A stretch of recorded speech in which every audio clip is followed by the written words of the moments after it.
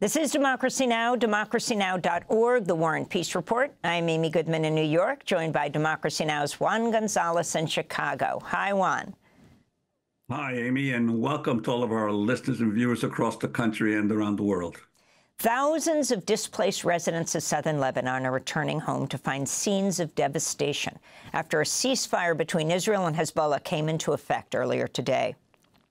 In the hours before the cessation of hostilities, Israel repeatedly struck areas of Beirut and southern Lebanon. Under the deal, Israel will withdraw troops from Lebanon's south over a 60-day period, while Hezbollah will move its fighters and weapons to north of the Litani River. Lebanese troops will redeploy to the south. In a joint statement, the U.S. and France said, quote, "This announcement will create the conditions to restore lasting calm and allow residents in both countries to return safely to their homes," unquote. Lebanon's caretaker prime minister, Najib Mikati, spoke earlier today. Truly, it is a new day, concluding one of the most difficult stages of suffering that the Lebanese have experienced in their modern history. It actually was the most harsh as well as hopeful. On this day, the 1,000-mile journey begins to rebuild what was destroyed and to complete strengthening the role of legitimate institutions, at the forefront of which is the army, on which we place great hopes to extend the state's authority over the whole nation and strengthen its presence in the wounded south. Over the past 14 months, Israel's killed over 3,800 people in Lebanon and displaced more than 1 million. Israel also killed the entire leadership of Hezbollah, including Hassan Nasrallah and 2 of his successors. Hezbollah rocket attacks on northern Israel forced tens of thousands of Israelis to flee their homes. We're joined now by 2 guests. In Tel Aviv, in Israel, we're joined by Gideon Levy, award-winning Israeli journalist, columnist for the newspaper Haaretz, where he's a member of its editorial board. His latest book, The Killing of Gaza, reports on a catastrophe. And in Montreal, Canada, Lina Mounzer is with us, Lebanese writer, senior editor of the arts and literature magazine, The Markaz Review. You know, I remember just after the Israeli invasion of Lebanon, Lina, you were in our studio here, and you wrote about what it was like to see an attack on your country from afar, what it meant. Talk about the significance of the ceasefire now. I mean, of course, you know, it's a welcome relief for the entire country to have this ceasefire. At the same time, it leaves so much devastation behind, you know, and you spoke about in the last hours, the Israelis continued bombing up until, I'm not sure that that conveys the level of barbarism. I mean, they were essentially carpet bombing, you know, the south and Beirut and hitting all kinds of targets and, you know, absolutely indiscriminately. You know, Israelis always talk about targeted attacks, and people buy this, and it's reported even that, you know, when innocent civilians die, it's usually as a collateral damage to these targeted attacks. And of course, there have been targeted assassinations. We've seen them already. The idea that you know, that civilians are acceptable collateral damage to this kind of targeted assassination is already just a completely outrageous idea. But, you know, yesterday in the final hours of the ceasefire, I had a dear friend who lost his elderly parents.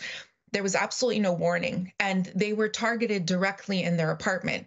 And based on essentially, I suppose, erroneous AI information. And this is something that has happened to countless families over the course of these last 14 months. It was especially difficult. You know, I am in Montreal, but I was speaking to friends throughout the day. I was hearing the airstrikes.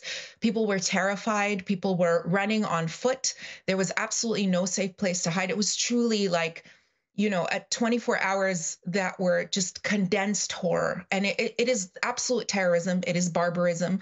I don't have any other words to describe it. And so there's a lot of relief now as we go into the ceasefire. At the same time, there's a lot of apprehension because we're not sure how long it's going to last. It feels like a very fragile truce, essentially.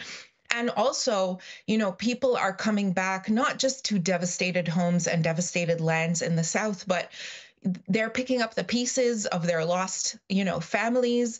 There are a lot of people now who are going to be able to have funerals that they weren't able to have, memorials that they weren't able to have.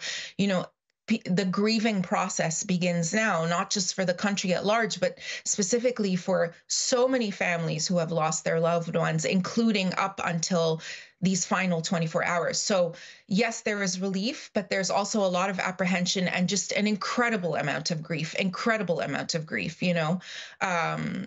People are finding it very difficult to celebrate. A lot of people that I spoke to just said, I have no energy to do anything today but just sit and cry, you know. So it is, again, very, very mixed feelings around this, but of course a lot of relief, just at least that the killing is over, because it was just barbaric.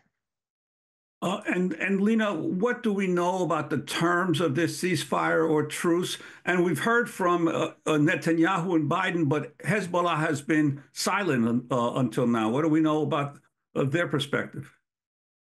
I think Hezbollah spoke about it earlier. They did not release statements after the U.S. and Israel released their statements. They had spoken earlier, just in agreeing essentially to this truce already. So I think that was the statement that they gave. You know, that spoke on their behalf essentially. And what we know about, you know, I've heard so many different things about the terms of this truce, and I've read many different things. To be honest, I'm not entirely sure because there's so many contradictory things. But from what I read, yes, there is this idea that the Israelis are now going to withdraw over 60 days their troops. I mean, already people are flocking to the south to just see the destruction. And the Israelis have been threatening, you know, since yesterday that it's not safe to return to the south. You're not allowed to return until we tell you to return. So already, you know, this idea that there's going to be a restoration of some kind of, you know, Lebanese sovereignty over the land, this is already being contradicted by the behavior and the directives of the Israeli army. And, you know, essentially also what I've read and what I've seen is that Israel has the right to violate Lebanese sovereignty at any moment. So should they decide that there is excuse enough.